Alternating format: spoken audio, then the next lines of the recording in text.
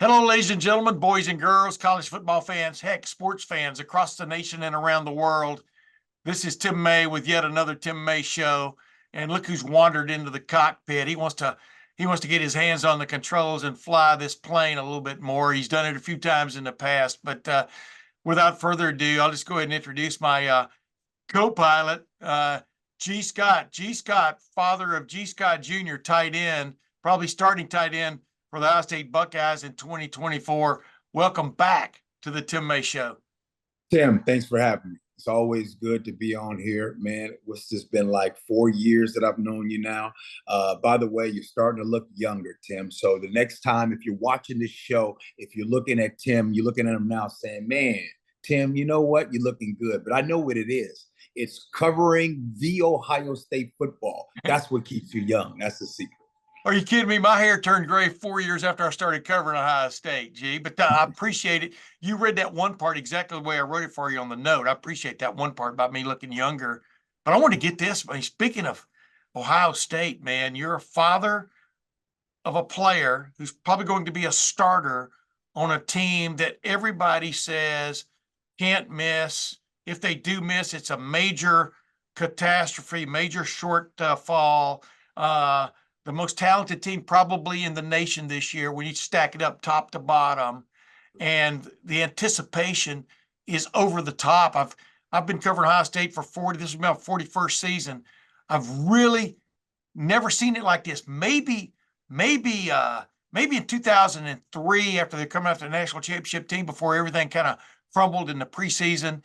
Maybe a couple other times it was close, but this, relatively speaking to the other teams in the country, I've never seen it this high. What's your take from way out there in the Northwest Territories? I agree with everyone. I think that if your expectation is for this team to win a national title, I think that that is a very fair expectation, right?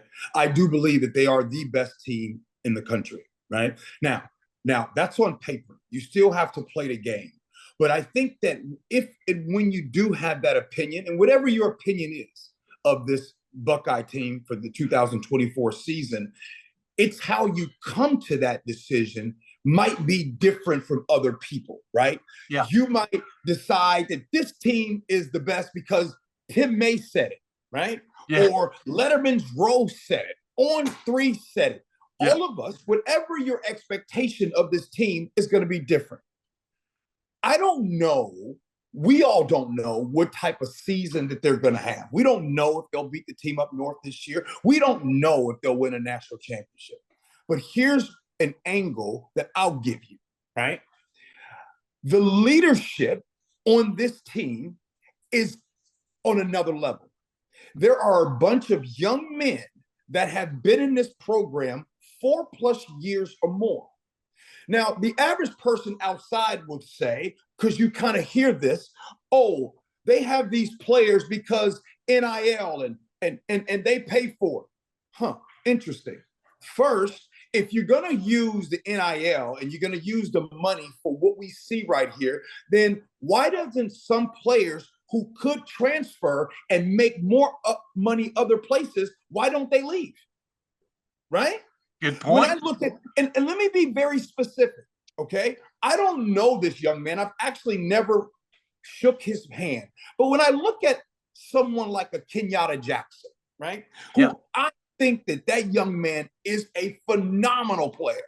I think he is going to be oh my goodness, I really like his game. The reason why I'm bringing him up, because the same people that say NIL and money is the only reason, well, then I'm quite sure that a Kenyatta Jackson would garner a lot of money outside of Ohio State. No, he wants to stay there and do his thing. How about the people out there that says, well, I assume whatever's going on with Devin Brown, he's going to leave. Or I assume, like, what I'm saying is what I'm trying to explain is this, there is something really special going on with this team. And let's be clear. The reason is Ryan Day. You know, the same person that because, yeah, he's lost 3 years in a row against a team up north. Every single year, there's so many people that want to have him fired, and he's this, and I can't believe all those things. Well, iron sharpens iron. That high expectation has only made this team better. And you have a bunch of young men that have been there 4 years in each of those position group rooms that understand the Buckeye expectations. They understand what Ryan Day wants as a football coach. They understand what Coach Mick wants as in there as far as getting these guys physically ready, mentally ready. There is an already buy-in, right, from a bunch of young men that have been there 4+ years. Okay. So when they talk about, and I'm sorry for this long answer, but I got to really give you this because sometimes everyone sees what's being said and they talk about, well, they should be this because of what's on paper, or they should be this because of what someone else said. Who knows what they're going to be? But I'm telling you right now, this team, this program, what they are right now, it's different. It's different because the leadership, and not, by the way, I want to make sure I'm not disrespectful to anyone that have come before, because I think that the young men that are there leading this team today are benefiting from the young men and those that came before them. So I want to be crystal clear on that. But what they are today is a bunch of people that have been with Ryan Day for 4 years. So each of those position groups know exactly what needs to be done. You're talking about, of the 22, 17 returning starters that are coming back? And some of those that potentially might be the starters are young men that have been in the program, and maybe they haven't been all year starters, but they have been contributors and understand what it really means to be developed here. So when you start asking me questions, when they start bringing up developed here, for a parent that has been here now 4 years, right? For a parent that has been here, I got here in 2020, it is 2024. I'm not the best with math, Tim. But anyways, right? Yeah. When you start doing that, developed here, it encompasses everything. Everything comes in when it comes to developed here. So the long answer to your question, yes, I expect for them to win a national championship. I'm going to say the quiet part out loud. I don't go into this season thinking, but the first thing they have to do is they have to play game 1 against University of Akron at home. Yeah, exactly. And ladies and gentlemen, I hope you understand. G. Scott, well, he's not, I don't call him G. Scott Sr. because he was G. Scott, and then along came G. Scott Jr. That's the way I look at things. Is that all right, G? You got it. Number one. You got it. Number two, yeah, he's way out there in Seattle, but you know what, ladies and gentlemen, that's in the footprint of the Big Ten now. And I'm just wondering, what is the talk on the street? You know, your friends and people you run into out there, G, do they have the same expectation of Ohio State with Washington going into the Big Ten for the first time? And do they understand that your son is residing, let's put it this way, Seattle might be in the footprint, but Ohio State is the big toe this year of the Big Ten. Are they talking about Ohio State in those terms? Yeah. Well, first, Tim, there's not many fan bases and not many football programs that have the expectations of the Ohio State. Yeah, that's true. Like, let's be real. No, UW expects to compete like every other team in the country. But you ask about the expectation and if it's up there with the Buckeyes. No, it's not. It's for sure not. The Buckeyes is the place where, look, again, you know, as a father, Tim, for a son that has been with a program now since 2020, you know, our young men learn a lot, but you know what? We parents learn a lot too. Yeah. Right. I have learned a whole lot. I've also got to see something a little different than most. And what do I mean by that? Remember, I was just talking about developed here, right? And if anyone's listening to this, if there's any families out here or any recruits that are out here that are listening to what I'm saying, and you truly want to get developed, I'm not just saying this because it's the Ohio State. I'm telling you what I've seen, right? And so when you start talking about developed here, Tim, everything counts. So let's start. Yes, you have Mick. Okay, he does his thing. You have Coach Ryan Day. You have the coordinators. You have the staff. You have that. But that's not all of it. You have to count the expectation of being a Buckeye, the fan base, and how it is. I mean, you better be at this standard. We don't take anything less at all. Let's give an example. CJ Stroud developed there, right? Yep. Let's go back to when CJ Stroud was there as a Buckeye. You remember the things that were said about CJ Stroud on social media. You saw how harsh that it could be. Yep. CJ Stroud is doing incredible in the NFL. I am so proud of that young man. But that comes from, of course, his mom is awesome, his family, but it also comes from the whole totality of being developed here. Jackson Smith and Jigba, this is the angle that I have gotten to see. Jackson Smith and Jigba and my son on the same day, they came together, right? Yes. So Jackson Smith and Jigba developed there, right? Developed here, okay? You remember when he had the hamstring injury? The very serious hamstring injury. Remember the things that were said about Jackson Smith and Jigba during those times? Remember how tough that was? So yeah, the coaches did their job, but now you see Jackson today flourishing. By the way, side note, I was at practice. So this is the beautiful thing. I get to see Jackson Smith, right, and Jigba as a Buckeye and see him do his thing on and off the field. And now I get to watch him in practice, right? So I'm watching him in practice last week, Tim. Check this out. It's the red zone period, brother. The red zone period. And Jackson Smith and Jigba hit it 1, 2, 3, 4, 5. 5 touchdowns. Now hold up. So I was so excited. I called his dad. I'm like, man, your son's out here killing it, right, Tim? Yeah. So I thought they were done. So I went inside to go talk to some people. Come to find out, Tim, they weren't done. He went back out there and scored 3 more. So he had 8 touchdowns. Now, Tim, have you ever in your life had 8 touchdowns, Tim? Not in practice. In your life. In life, no. He had 8 touchdowns in a period. So why am I telling this story? Because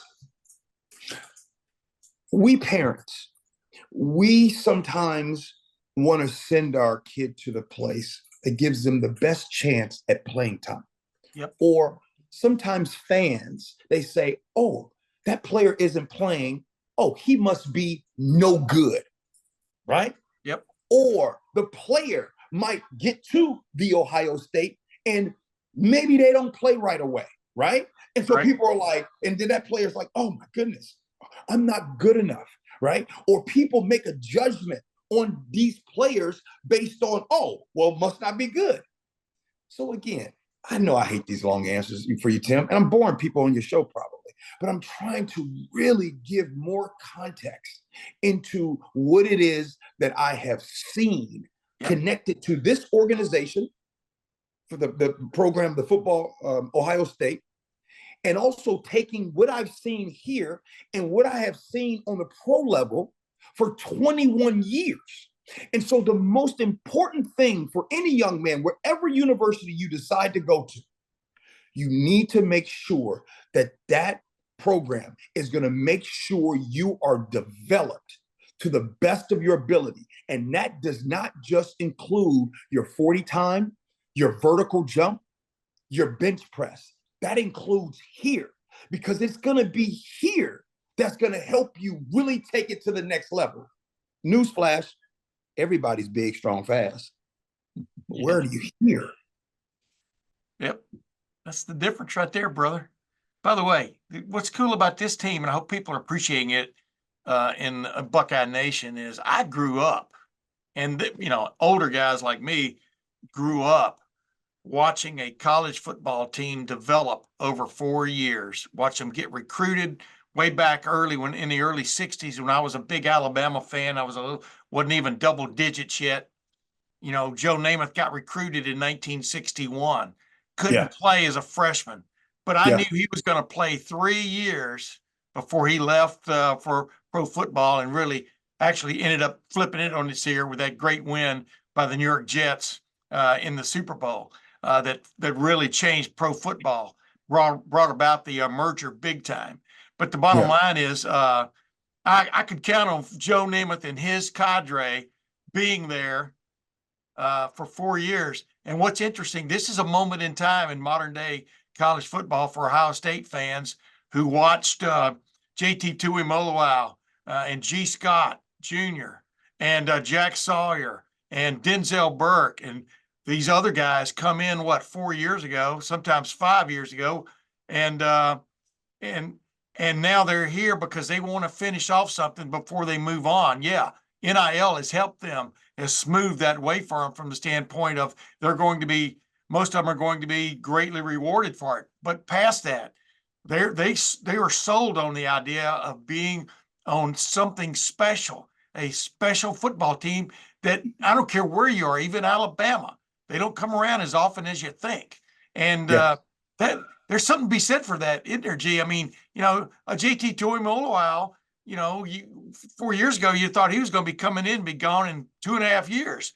He stuck around right on down the line there. This is a moment in time, isn't it? Yeah, there's no question a moment in time. Mike Tyson, one of his famous quotes that everybody says and talks about, right? Everybody has a plan until you what? Get punched in the mouth, right? Yeah. And I don't say that for JT. I think JT and the Jack Sawyers and a lot of these young men, they have had phenomenal careers so far, right?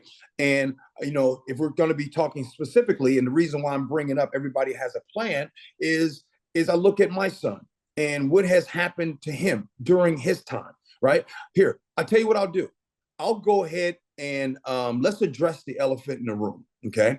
And the reason why it's important, because first of all, Tim, you and everybody else that's listening right now, we have all had our butterfly moment, right? And what does the butterfly moment mean? The butterfly moment is that one point in something that happened in your life that made you really turn things around, or something happened in your son's or daughter's life where they really turned things around, right? Because I don't know, like everybody's not perfect. Well, I'll specifically talk to my son. His butterfly moment was that headbutt that everybody talks about, right? It's that headbutt, it's something that still people talk about. Yep. But you know what? That thing and what it has done to him, that moment, that huge mistake that he made during that time. Do you know how much better of a person he is because of that? And because he's a better person, he's a better football player. This is something that Ryan Day teaches right there and preaches with his players. Let me say that again. When you are a better person, you can become a better football player. Yes, those two things go hand in hand. Yeah. And what that moment did for my son was this, right?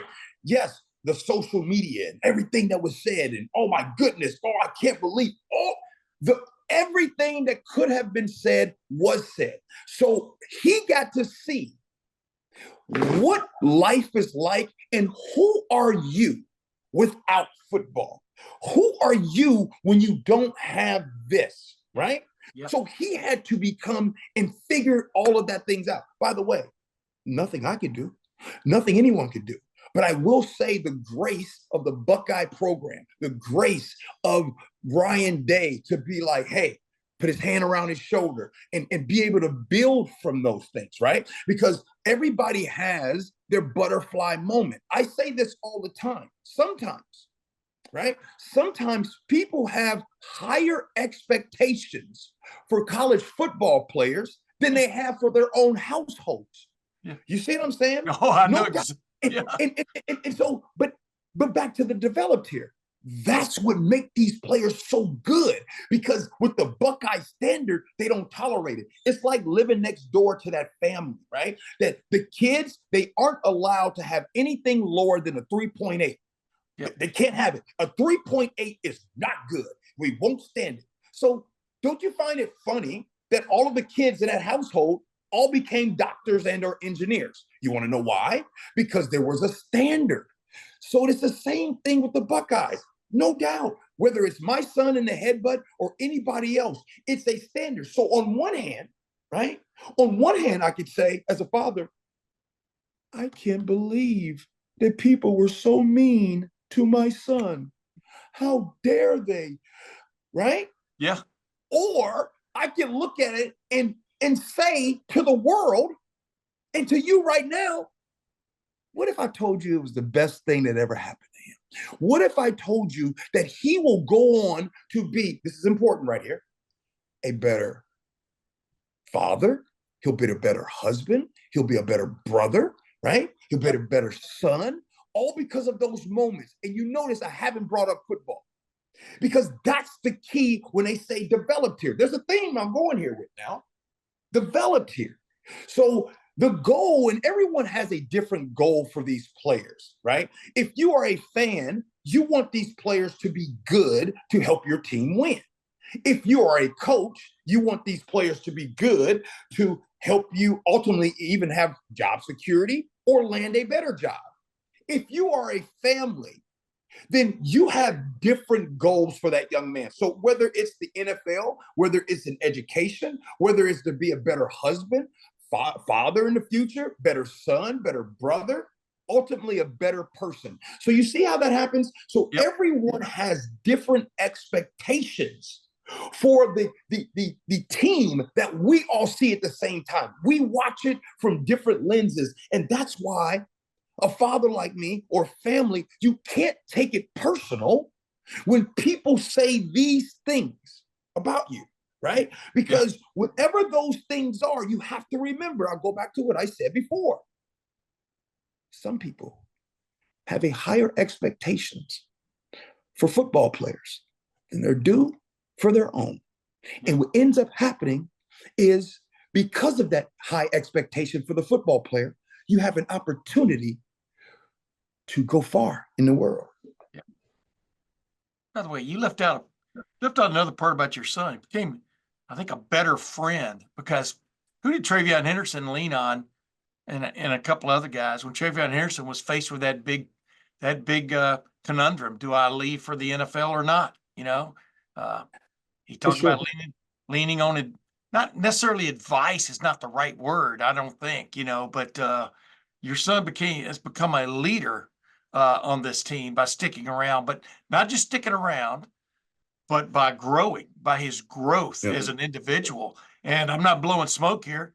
Anybody will tell you that. And that's why you should be proud of him no matter what happens between September and January this year, right? Right. No question. No question. And you're right. That's the beauty about what's going on with the Buckeyes. And somebody might, Tim, somebody might hear this interview and they might say, oh, of course he's going to say that, right? Yeah. Of course he's going to talk well about the Cynics Ohio are everywhere, State. brother. Cynics are everywhere. No doubt about it. Well, what's right is right. What's wrong is wrong. I'm going to say what is. And possibly, it's probably a good chance that when I do say it, I probably won't sound like others, right? Yeah. And I think that in this world, right, like so many of the problems, I don't want to get too deep, but so many of the problems that we have is that we do have a lack of expectations. We have gotten to the point where we are lowering standards for people to just be average. And you know what the truth of the matter is, Tim? It really sucks to find out that when you get in life, that average ain't good enough. Yeah. So if you got those standards for others, you better keep it for yourself. Yeah. I got a piece of paper sitting right here. Come on. It's so easy to be average. You know it as well as I know it. It takes a little something to be special, a little something extra. Urban Meyer, his first talk to his football team way back in 2012 when things got flipped around again at Ohio State. And we all know what he brought. And you're exactly right. I mean, you can learn lessons any way you want to learn them. Here's what I want to ask you. Back to the expectations of this football team. Come on. Is there, from your vantage point, because here's the thing. You may not be here every day, but I know you keep up with what's up if you follow my drift. Sure. Do they have a championship winning quarterback, in your opinion, on this team? I think that is still the question to be answered.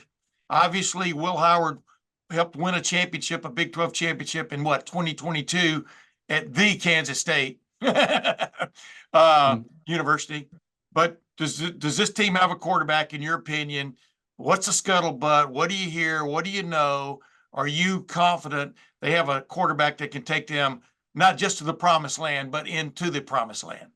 My opinion, they have the best quarterback room in the country. I think that quarterback room is filled, right, with talent. You know, Tim, a lot of times when we are talking about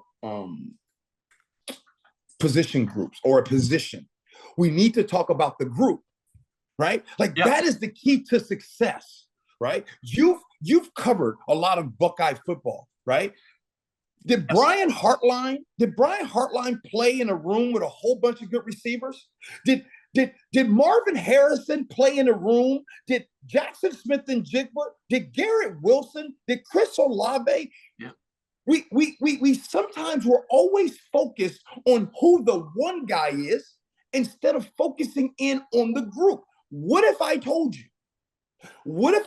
that it might be start saying, wait a minute, hold on.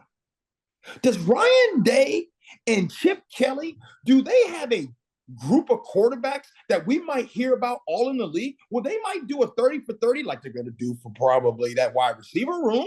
Yeah. Right? Yeah. Sure. Right? Yeah. So you to answer my question, do they have a championship quarterback on the roster? Hell yeah. They got multiple. Gotcha. Well, Ryan Day, this is what people don't, they want to hear the definitive answer, right, all the time. And I understand, but he emphasized all spring and still emphasizing they're going to have at least 3 quarterbacks who can play. That's what the next several months are about, is bringing along. You've got a starter in Will Howard, a possible starter in Will Howard, who has started games before. You got Devin Brown, who started one game as a collegian, and everybody else is Zippo. The other 3 Zippo. And the point he keeps trying to stress to people is they're hoping to play at least a 16-game season. That's going to take. History tells you that's going to take more than one wide receiver, more than one linebacker, and more than one quarterback. Yes. And their focus is getting 3 guys who can play and competently play and lead them where they want to go. Because let's face it, G, I mean, you look at this offensive roster, top to bottom, man, it's about as stacked. Have they had better individual players at every position through my time covering Ohio State for 41 years? Yes, individuals over different periods, but never have I seen a roster this stacked from the standpoint of capable players who can plug and play for the most part. Maybe right guard. We're still looking for, a starting right guard, right? We're still looking for that to be named, et cetera. But I think the players are there, right? You know what, Tim? I forgot to tell you that when I see press conferences, I see Ryan Day in his press conferences and coaches and players and things, I just want to tell you, I've been wanting to tell you this. You stand out, man. Your questions. You do a really good job. Now, let's go ahead. I got somewhere I'm going with this. There's a reason why I'm doing this. Those questions that you ask, and you get ready to go interview. Question for you. Do you write down your questions beforehand? Like, okay, I'm going to ask, you're going to get Ryan Day today, right? So do you write down your questions? No, but I think of stuff. Go ahead. Yeah. Oh, okay. So you think of stuff, but you don't write it down, right? So that means that you aren't definitive on exactly what you're going to ask. You actually get to the press conference and you play it by ear based upon what's been said, follow-ups, all those things. By the way, you can tell I'm in media too. Yeah, so, exactly. So you go to do that. Yeah. So when people keep asking who Ryan Day wants the quarterback to be, can you tell us? Just tell them this.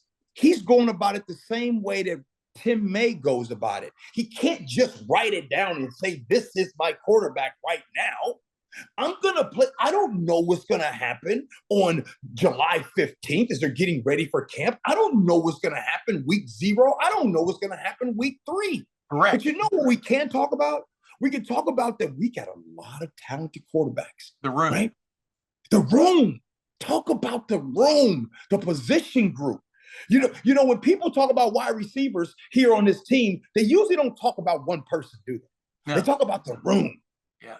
So I hope if you're listening today, I hope that I just give you a different way. When you want Tim May and you want Lettermen's Row and you want On 3, we need to know who the quarterback is now. Remember that Tim May does not write down his questions. Yeah, exactly. By the way, we're going to pass a plate here in a minute, man. I'm getting fired up. I think we could get a lot of donations. You're exactly right. By the way, last year at the Big Ten Media Days, my first question to Ryan Day was, so who is your backup quarterback? See, you always try to find a way, right? Right, G? I mean, you're in the interview game as much as I am, and you're in this espousing game as much as I am. You try to find a back way to go into the room. I always say, walk in backwards, make it look like you're leaving. You never know what's going to happen. I think Ryan Day, he ain't told me this. I don't know this, but I think when Ryan Day hears and sees that you're the one asking a question, he got to be ready because you sneaky with yours, bro. Yeah, I know. Sometimes. Hey, let's get back on you though, man. You're the pinata I'm swinging at right here. I want to see. Okay. I want the goodies to keep coming out. Okay. One last thing about Ohio State football, and then I want to talk about something I've talked to you about before. The reason. The thing that spurred me to get you on this week instead of 3-4 weeks from now, is the perception of where you live. You live on the left side of the heel of the Big Ten footprint. The newly expanded by 4 teams from the former Pac-12 conference. Is there an impression? Give me the lay of the land out there from the great Northwest of have things gotten way too big too fast, or is this inevitability and it's going to get even bigger? I mean, and you as a college football fan, as a sports fan, you're a huge sports fan, along with being an expert on a lot of stuff. Yeah. Is this a good era we're headed into, or is this what happened to tradition era? What are you worried about this era we're now into big time? Change is uncomfortable, right? Yeah. This is the reason why some of you guys sit in your same chair at home. This is why some of you guys wear your same jeans all the time, right? This is why you go to your same restaurant all the time, right? This is why, right? Change is uncomfortable. This is the reason why it's hard to do. Because when you go to make change, Tim, right? Like, we used to do it like this all the time. And, and it just messes with tradition. And yeah, you know what? Traditionally, the way things were set up was not good. It would be like a head coach losing their job because players got tattoos. Yeah. Yeah. Bingo.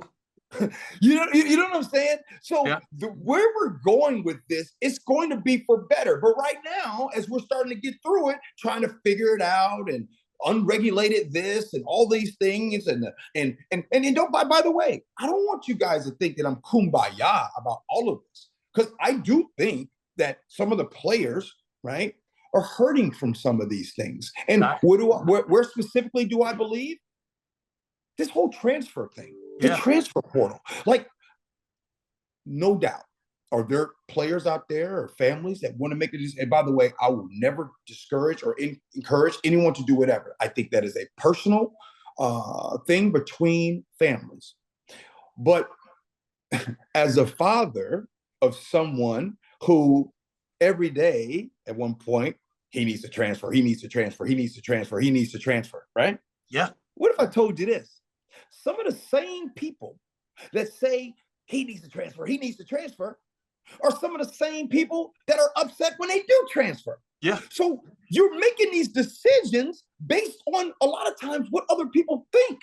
And the truth of the matter is there are a lot of young men that are hurting because they keep running.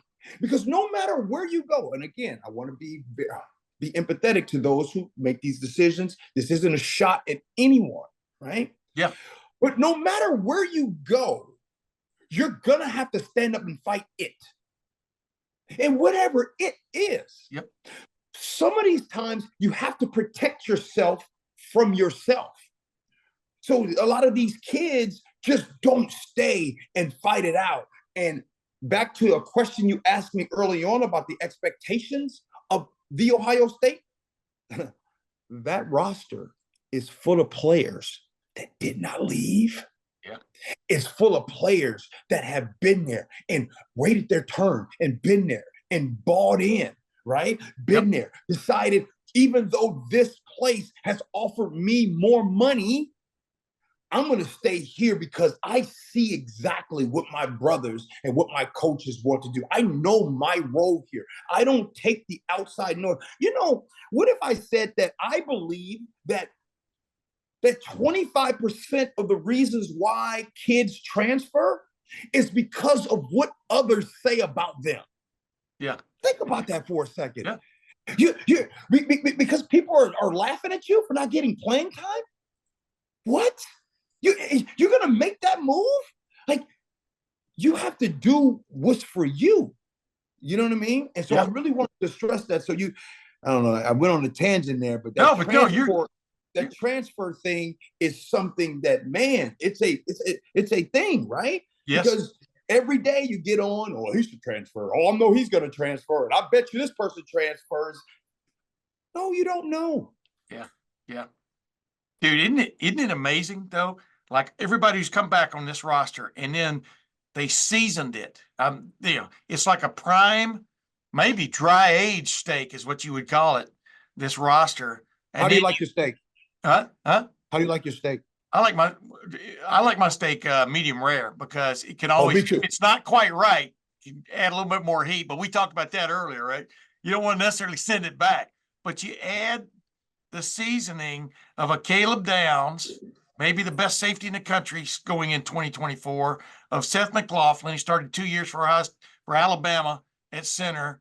Quinshawn Judkins, maybe the biggest pickup in the country, and stack him in there with Travion Henderson, who was undergoing that question whether he would come back or not. He endorsed it, but then in fact, with counseling and counseling may not be the right word, but just the camaraderie he has with your son and other players on the team, Travion Henderson, there's just like a feeling that this is, like you said, expectations should be that high, because when have you ever seen ingredients come together like this?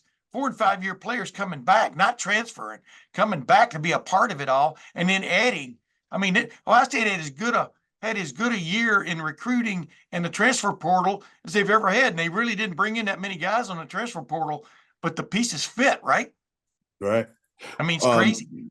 You asked me when's the last time I seen ingredients come together like that? Yesterday, Tim. Yesterday. And here's what happened. Let me tell you something. I had my steaks ready to go. I had some nice ribeyes. You know what I mean? Yeah. I had my Traeger, and I had the reverse sear ready. So I put them on the Traeger, smoked those bad boys at 225 for about 45 minutes. Waited till they got about 112, 115, pulled them off. Then I go off to the side, Tim, and I got my Flat Rock Traeger, right? That I'm gonna get it. It's hot, ready. The beef tallow is sitting there waiting on it. And I put that thing and I sizzle it on there. And that's what I'm talking about when the ingredients come together. You're impersonating my baby brother now, but he's 66 years old, but that's exactly the way he cooked steak for me the last time I was in Texas. That's where he lives. I mean, I grew up in Alabama and Texas. People get mixed up when I start talking about my background, but I don't know. Gee, we gotta get a check. We gotta look at our backgrounds to see if we're kinfolk. Last thing I wanted to ask you about. Kennedy Carter shoulder shoves Caitlin Clark to the ground. That's the reason you and I are talking right now instead of 3-4 weeks from now. You had a really good, in my opinion, capsulized Twitter take or X take. Now I got to get used to saying that about what happened, and the question that I think a lot of people in the WNBA have to be posing to themselves right now is, man, the spotlight is back on your, like it's never been, really. I mean, there have been some really good players going to the WNBA over the years. I think it's a pretty good product from a basketball standpoint, but how much do people pay attention to it? In the past, not a whole lot, but now people are, and this is the show you want to put on, right? I mean, just kind of relive that take you had, but also, what do you think's going to go? How do you think this is going to evolve? Well, it's still gonna evolve and play out the way that we all want it to be. First, let's talk about this. Lightning has struck and has been captured in a bottle, right? Yeah. Caitlin Clark and Angel Reese, what we have seen from them starting out in college, right? Their battles, and then going to the pros, right? Reminds me of 1979 and into 1980. Right? You had two players by the name of Larry Bird and Magic Johnson. That doesn't mean that Wilt Chamberlain didn't come before them. That doesn't mean that Bill Russell didn't come before them. That doesn't mean that Havlicek and Barry and, all of the different Jerry West. We could do this all day. Oh, yeah. I'm with you. But before Larry and Magic came, okay, I'm going to date you guys a little bit. And if you guys want, if you're younger, you can look this up if you want to. Before they came, NBA basketball games were on tape delay. Yeah. They were reruns. Yeah. Now, but for some reason, Magic and Larry get to the league, and that changes. This is one of the reasons why Magic and Larry were so huge in the growth of the NBA.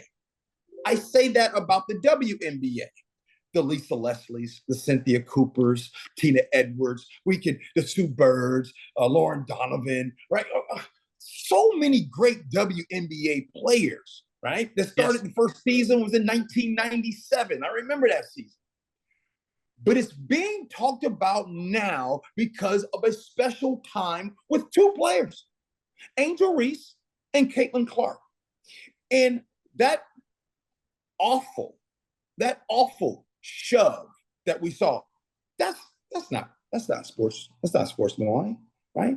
They don't want to see that. They don't want to continue to have this. You take what's happening on the court and you see the awfulness that's said about Caitlin Clark on X and on social media and all of these things, right? That's someone's daughter. That's someone's, you know what I mean? Like this is what's happening. To which I say, I'll sum it up. In life, oftentimes, people want to see you do better, but not better than them. Yeah. Right? Yes. So there's a lot that plays into this. And if you're watching right now, and if you're listening, I want you to think back to the times of your life where there have been people in your friend group, maybe your coworkers, maybe your family. But when you started doing better, people started to kind of treat you differently. That goes on. It doesn't matter what profession, nothing. That just happened. People want to see you do better until you're doing better than them. Yeah, exactly. Yeah. Jealousy, I think, and other words that you can throw in there are interesting. But boy, I mean, I said this last year on my podcast. It's like Caitlin Clark, if she should have gotten 10% of the gate of every place Iowa played the last 2 years, but especially last year. When in your lifetime have you seen people lined up, standing room only, to go in to see a women's college basketball game? Maybe a few times at UConn and things like that, but what she has brought to the sport is undeniable. No matter what kind of player she is, no matter how many points she scores, you got to grab that spotlight and run with it. And, you just hope the WNBA can figure out a way to keep that lightning going, right? I mean, she had, I think she's, as we speak here right now, a day after, I think she scored 3 points the other night. Indiana has had a tough run. They played 11 games in 20 nights, because of the Olympics and stuff. But Indiana's already drawn more people to their games this year than they drew all of last year. The phenomenon is real. Well, just to add facts to that, the Fever drew more fans their first 5 games than they did all season. Yeah. Right? Yeah. Let's talk about the WNBA draft, since we're talking facts. And by the way, when I say these things, this is not opinion. You can look them up, right? Yeah. Yeah. The WNBA draft had more spectators, more viewers than ever. Yeah. Ever. It was 3.9 million. I think the last time it was like 600,000. Like, this is just totally different. what is happening with the WNBA. But the thing is I think it's here to stay. I think it is special. It's a special time. And we should celebrate that, because for so many years of us not having a focus on women's sports, women's basketball specifically. And I love it. You got to love it. Look at us. You're a football podcast and you're talking about WNBA. Let's go. Well, I have to sneak that stuff in there because people only expect you to talk about football. And heck, my wife was the women's Big Ten high jump champion way back in the late 70s. You know what I mean? We're going to talk about more the next time, because, ladies and gentlemen, this is one of my favorite guys ever. I think that's obvious to anybody. As I referred to him a while ago, he's that pinata. I just keep hitting and stuff keeps coming out. G. Scott, not G. Scott Sr., the original G. Scott. Thanks for coming on the Tim May Show again, my man. Thanks, Tim. Appreciate you. And until next week, ladies and gentlemen, we'll see you then.